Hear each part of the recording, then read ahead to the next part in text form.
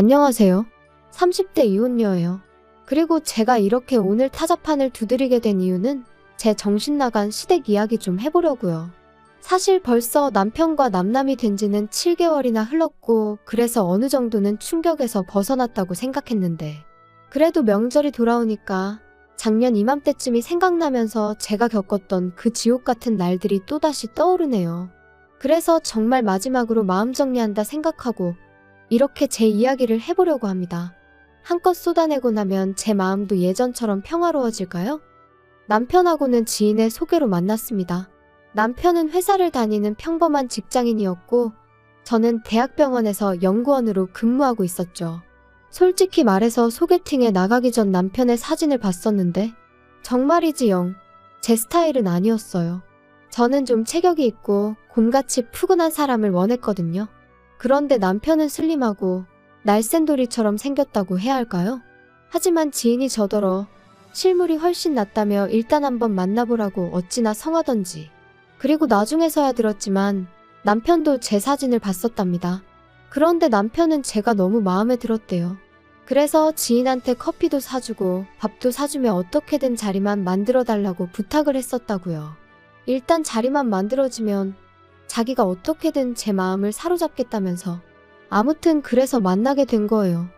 하지만 아니나 다를까 처음 몇 마디를 나눴을 땐 역시 내 스타일이 아니구나 싶었습니다. 왜냐하면 서로 공통점이라곤 하나도 없는 것 같았거든요. 좋아하는 음식이나 영화 그런 것도 전혀 달랐고. 그런데 그런 저희가 통한 건 다름 아닌 운동이었어요. 남편은 다른 운동은 별로 좋아하지 않는데 유일하게 종종 즐기는 게 등산이라대요.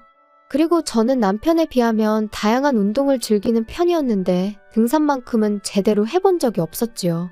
혼자서 산을 오른다는 게 왠지 걱정도 되고 길이라도 잃을까 무서워서 말이에요. 그런데 제가 이런 이야기를 하자 남편은 자기 말로는 자기가 별명이 날다람쥐일 정도로 산에서는 날아다닌다며 언제 한번 같이 가자고 한껏 너스레를 떠는데 실제로 등산 실력이 어떤지를 떠나서 제 앞에서 익살스럽고 너스레를 떠는 그 모습이 마음에 들었어요. 그래서 조만간 등산 한번 같이 가자는 남편의 말에 못 이긴 척 좋아요했던 게 부부의 연으로 이어질 줄은 몰랐네요. 남편도 저도 각자 일로 바쁘다 보니 데이트는 일주일에 한 번 그것도 산에 오르내리는 게 전부였어요. 그리고 그 정도로 같이 할 시간이 짧다 보니 서로 힘들고 지치는 이야기보다는 좋은 얘기, 재밌는 얘기를 주고받는 일이 대부분이었죠. 그리고 솔직히 그때는 그게 서로에게 유익한 일이라고 생각했습니다. 가뜩이나 회사 생활을 비롯해 여러 가지 일로 받는 스트레스가 이만저만이 아니었는데 같이 있을 때만큼은 그렇지 않았으니까요. 하지만 이혼까지 해본 제가 느낀 건 늘 서로 웃고 지낸다고 좋은 것만은 아닌 것 같아요. 가끔은 싫은 소리도 오가고 다퉈보기도 하고 여러 가지 면을 미리미리 겪어봤어야 했는데 사람이 원래 예상치 못한 상황에서 본 모습이 나온다고들 하잖아요? 그렇게 치면 남편이나 저나 둘 다 결혼 전 서로의 본 모습을 보여줄 기회가 너무 많이 부족했다 싶거든요. 결혼 당시 시댁으로부터 받은 도움은 없어요. 시댁 형편이 썩 좋지가 않았거든요. 그리고 일단 분명히 말해두건데 저는 신경 쓰지 않는데 그럼에도 불구하고 사람들은 제가 부모님이 안 계시다 하면 처음부터 뭔가 불안한 표정으로 저를 보더라고요. 안쓰러워하는 표정도 있고 어딘가 모난 구석이 있진 않을까 하고 살피는 표정도 있고 솔직히 유쾌하진 않지만 20살 이후로 워낙 자주 겪어서 소위 인이 배겼다고 하죠? 제가 딱 그랬어요. 그리고 적어도 나는 다른 사람한테 부모님은 살아계신지 재산은 있는지 그런 거에 관심을 갖지 말자고 생각하게 되었죠. 그래서 남편이 아버지가 안 계시다 했을 때 별로 신경 쓰지 않았어요. 다만 아버님이 돌아가신 뒤 가세가 기울어 집에 돈이 없다는 이야기를 할 때는 그래도 내 처지가 나은가 하는 유치한 생각이 들긴 하더라고요. 저는 어머니가 돌아가시면서 아파트 한 채랑 어느 정도 재산은 남겨주고 가셔서 그렇게 먹고 사는데 큰 걱정은 없었으니까요. 어머니가 남겨주신 아파트는 아버지의 도움 없이 어머니가 오롯이 혼자 일궈내신 재산이었어요. 어디서부터 말해야 하나 싶은데 일단 저는 아버지에 대한 추억이 거의 없습니다. 워낙 일찍 돌아가셨거든요. 어머니 말씀으로는 교통사고였다는데 당시 막 돌이 지났던 저를 조금이라도 빨리 보고 싶으셔서 회식도 마다하고 서둘러 집에 오시던 길이셨다나 봐요. 그런데 음주운전 차량에 그만 그 자리에서 세상을 떠나셨던 거지요. 저는 이런 사정을 중학교 때 알았습니다. 그것도 할머니를 통해서 말이에요. 그리고 말이 나왔으니 말이지만 할머니는 늘 저를 원망스러운 눈빛으로 바라보곤 하셨는데 어렸을 땐 그 이유도 잘 모르고 그저 미움을 받는 사실이 너무 받아들이기 힘들었어요. 그런데 그 이유를 알고 나니까 할머니 입장에선 제가 미울 수밖에 없겠다 싶더라고요. 저희 할머니도 아들 하나는 낳아야 한다는 그 위에 그러니까 증조할머니의 성화에 어지간히 시달리다 아주 힘들게 저희 아버지를 낳으셨다 했거든요. 그런데 하나뿐인 아들이 손녀를 보러 가다 세상을 떠났으니 내 잘못도 아닌데라는 억울함과 나만 없었더라면 하는 죄책감이 한데 뒤엉켜 참으로 오랫동안 저를 힘들게 했어요. 그런데 그렇게 저를 힘들게 하셨던 할머니가 정말 돌아가시기 이틀 전에 저를 불러 미안하다셨습니다. 그 소리를 듣고는 얼마나 울었는지 몰라요. 그래도 미안하다 소리는 들었네라는 안도감과 동시에 이제 할머니를 어떻게 원망해야 하나, 원망할 수도 없게 하고 가시네 하는 황당함 때문에요. 아무튼 아버지가 돌아가시고 이후로 저희 어머니는 무슨 일이든 닥치는 대로 하셨어요. 설거지, 건물 청소 그런 건 뭐 기본이었고요. 마늘밭이 돈을 많이 준다 해서 거기 가셨다가 아주 생으로 앓느라 몇 날 며칠 꼼짝을 못 하신 적도 있지요. 그리고 그렇게 벌어서 마련하신 집이 지금 제가 살고 있는 이 33평의 아파트입니다. 처음에 이 집에 들어왔을 때 환하게 웃으시던 어머니의 얼굴이 지금도 얼마나 선명한지 몰라요. 그래서 제가 다니는 직장에서 거리가 좀 있긴 해도 제 입장에선 파는 건 말도 안 되는 일이었지요. 그런데 남편이랑 결혼 이야기가 나오자 남편이 먼저 제 아파트 이야기를 꺼내며 거기서 신혼살림을 차리는 건 어떻냐대요. 그리고 저는 고민할 것도 없이 싫다고 했어요. 당시 남편도 돈이 있다고 했고 저도 돈이 있었으니 그 돈에 대출을 더해 새로 집을 구하면 되는 상황이었고 무엇보다도 그저 제 아파트는 비워두고 싶었어요. 제 마음 기댈 곳이 필요한 날 친정이다 생각하고 찾고 싶었거든요. 게다가 진작에 이런 이야기는 몇 번이나 남편하고 나눴던 차였기에 뜬금없이 신혼살림을 거기다 차리자 하는 남편이 어이가 없었죠. 하지만 남편은 계속해서 언제까지 돌아가신 분한테 매달리며 살 거야? 돌아가신 어머님도 그러라고 남겨주신 집은 아닐 텐데. 돌아가신 분한테 매달리는 게 아니고 그냥 아직 내가 준비가 안 됐다니까. 그리고 까놓고 말해서 내가 오빠보다 돈을 덜 모은 것도 아니고 오빠 말대로 반반 결혼할 수 있다는데 왜 자꾸 내 아파트에서 신혼살림을 시작하자는 거야? 분명히 말해두는데 나 싫어. 뭐 언젠가 내 마음이 좀 정리가 되면 그땐 나도 또 마음이 달라질지 모르지만 아무튼 지금은 아니야. 당분간은 그럴 일 없으니까 그 집은 그냥 없는 집이다 생각해. 그리고 결국 저희는 그렇게 작은 빌라에서 전세살이를 시작했습니다. 어머님도 남편도 멀쩡한 아파트를 두고 전세살이가 웬 말이냐며 투덜거렸지만 저는 아무렇지도 않았어요. 후회도 없었죠. 한편 그렇게 결혼한 지 어느덧 2년차가 되던 때였습니다. 신우가 만나는 사람이 있다며 재혼을 하게 될지도 모르겠다는 소식을 전해왔어요. 그리고 저와 신우의 관계는 썩 좋은 편은 아니었지만 그때만큼은 진심으로 축하한다 전했습니다. 신우와 인간 대 인간으로서 맞는 구석이라곤 하나도 없었지만 그래도 어쨌든 혼자 시조카를 키우는 걸 보면 짠한 마음이 안 드는 건 아니었으니까요.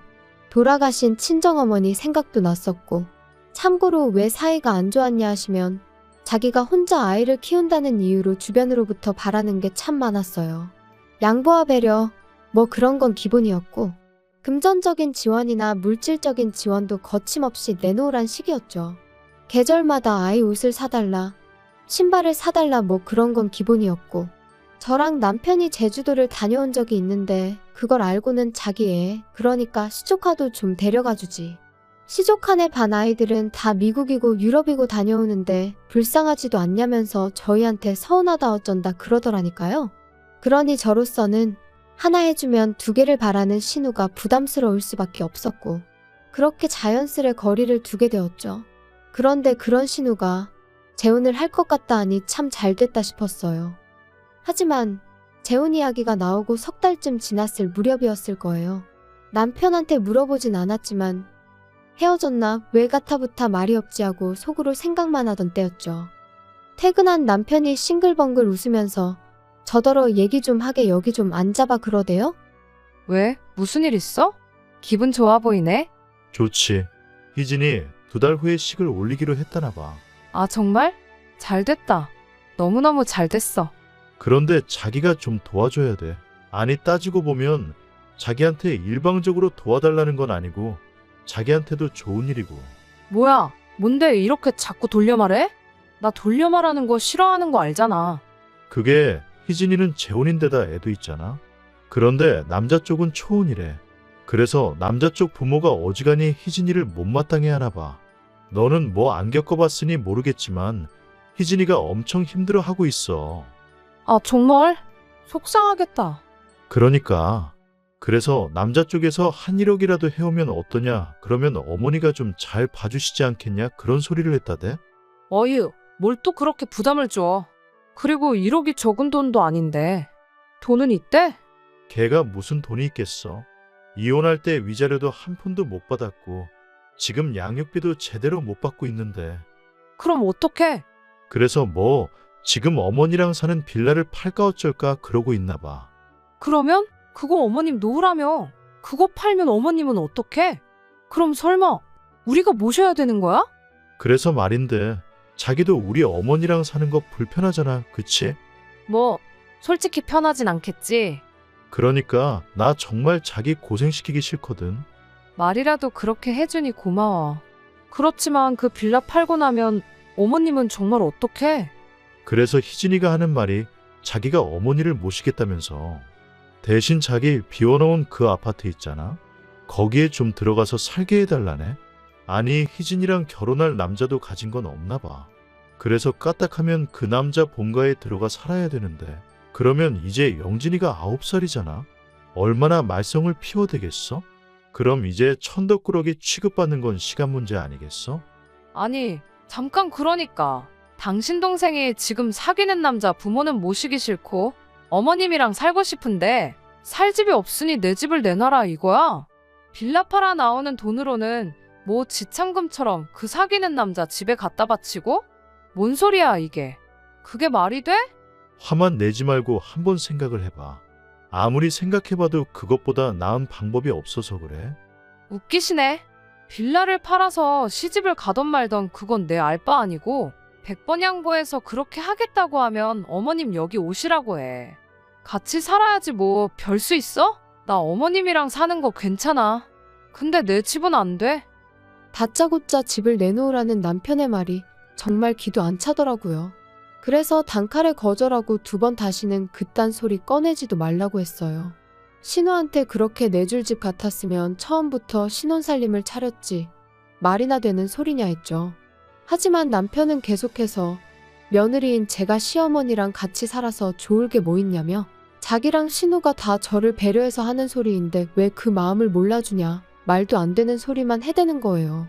아니, 내가 괜찮다는데, 내가 모시고 살겠다는데 왜 둘이서 난리냐고.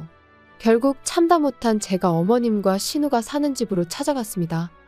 빌라 팔리는 대로 어머님, 저희 집으로 오세요. 제가 얼마나 잘하겠다 이런 얘기는 못하겠지만 그래도 제가 어머님 모시고 살죠 뭐. 언니? 정말 이런 식으로 나올 거예요? 엄마는 내가 모신다니까요. 너무 속보여요 정말. 영진이 커가는데 봐줄 사람이 필요하니까 어머님 찾으시는 거 아니에요? 그리고 뭐 그렇게 모시고 살고 싶은 거면 모시고 살아요. 그런데 내 집은 안 되니까 집 문제는 알아서 하세요. 자꾸 내 신경 긁지 말고 알겠어요? 야, 너는 왜 이렇게 애가 이기적이냐? 제가 뭘요? 네 신우가 그 집 들어가서 살게 되면 그쪽 부모 모셔야 된다잖아. 그리고 영진이는 어떡할 건데? 너 그 어린 게 그 집에 들어가서 구박이라도 받으면 네가 뭐 책임질 거냐? 그걸 제가 왜 책임을 져요. 그리고 저도 할 말은 해야겠네요. 솔직히 재혼 자리가 쉬운 거 아닌 거 어머님도 아시잖아요. 하지만 뭐 신우가 그렇게 한다니 그거에 대해선 제가 뭐 이래라 저래라 말은 안 하겠지만 적어도 남한테 피해는 주면 안 되는 거 아니에요? 왜 저까지 못 살게 구냐고요. 아무튼 어머님, 저희 집으로 오세요. 저랑 살아요. 아시겠어요? 아이고, 안 간다니까. 난 너랑 살기 싫어. 내 딸이랑 살 거야. 그냥 집만 내주면 되는 걸 진짜 너도 유난스럽다. 어머님과 신우 그리고 저 3사람이 한창 실랑이를 한 끝에 집에 왔어요. 그리고 남편과는 한 일주일 동안 서로를 마치 유령 취급하며 지냈죠. 솔직히 저럴 거면 왜 집에는 꼬박꼬박 들어오나 싶더라고요. 그냥 나가버리지. 아무튼 저는 까놓고 불편한 건 하나도 없었어요. 평소처럼 출퇴근하고 밥 차려 먹고. 반면에 남편은 불편한 게 한두 가지가 아니었겠죠.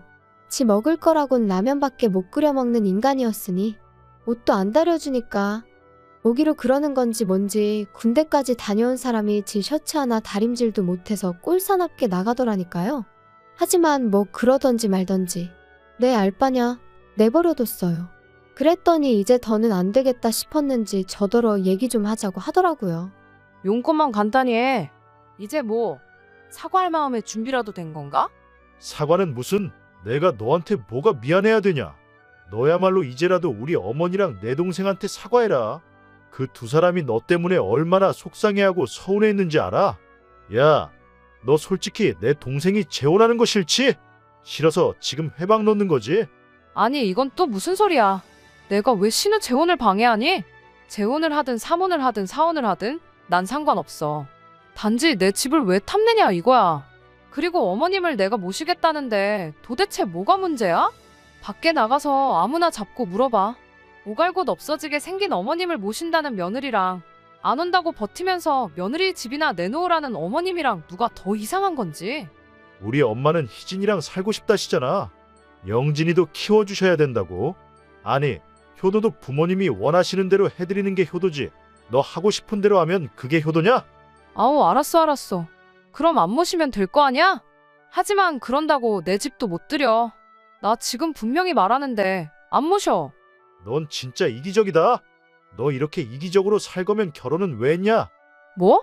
내가 그럼 뭐 당신하고 어머님 그리고 신우 입맛대로 꼭두각시 마냥 살려고 결혼한 줄 알았어? 당신이야말로 결혼이 뭐라고 생각한 거야? 진짜 어이없네. 우리 둘 다 결혼 잘못한 거 맞지? 그래, 이쯤에서 갈라서자고. 그리고 결국 허무하게도 그렇게 저희의 짧은 결혼 생활은 막을 내리게 되었습니다. 남편은 남편대로 저한테 질릴 대로 질렸다고 난리였고 저는 그런 남편에게 이혼해 줄 테니 재산 딱 반반 갈라서 그걸로 네 여동생 시집을 보내든 어머님을 요양원으로 모시든 아니면 네가 다 데리고 살든 네 마음대로 하라고 했어요. 이번에 어떻게 잘 넘어간들 다음에라고 제 아파트 넘보지 않을 거라는 보장도 없고 솔직히 제가 벌어서 산 아파트면 그래 좋은 게 좋은 거다 하고 신혼살림부터 아예 거기서 차렸을지도 몰라요. 하지만 제가 분명히 거긴 제 친정이나 다름없는 곳이라고 유일하게 마음을 내려놓고 쉴 수 있는 곳이라고 몇 번이나 이야기를 했는데 결국 그런 제 사정은 남편에겐 안중에도 없었다는 거잖아요? 그런 인간하고 한 입을 덮고 더 살아서 뭐 하겠나 싶더라고요. 내 마음 하나 알아주지 않는 사람들이 가족 운운하는 것도 더는 못 봐주겠고 솔직히 오늘처럼 온 가족이 모이는 명절이 되니 가슴 한구석이 뻥 뚫린 것 같이 허전한 이 마음은 숨길 수가 없어요. 이런 날은 아무리 속속들이 제 사정을 아는 친구들이라고 해도 거기다 아쉬운 소리 하고 싶지도 않고요. 그래도 또 이렇게 한층 더 단단해지는 거라고 스스로 그렇게 되뇌어 봅니다. 저에게도 언젠가 봄날이 올까요? 조금씩 따뜻해지는 지금처럼 제 마음도 언젠간 따뜻해지길 바라봐도 되겠지요.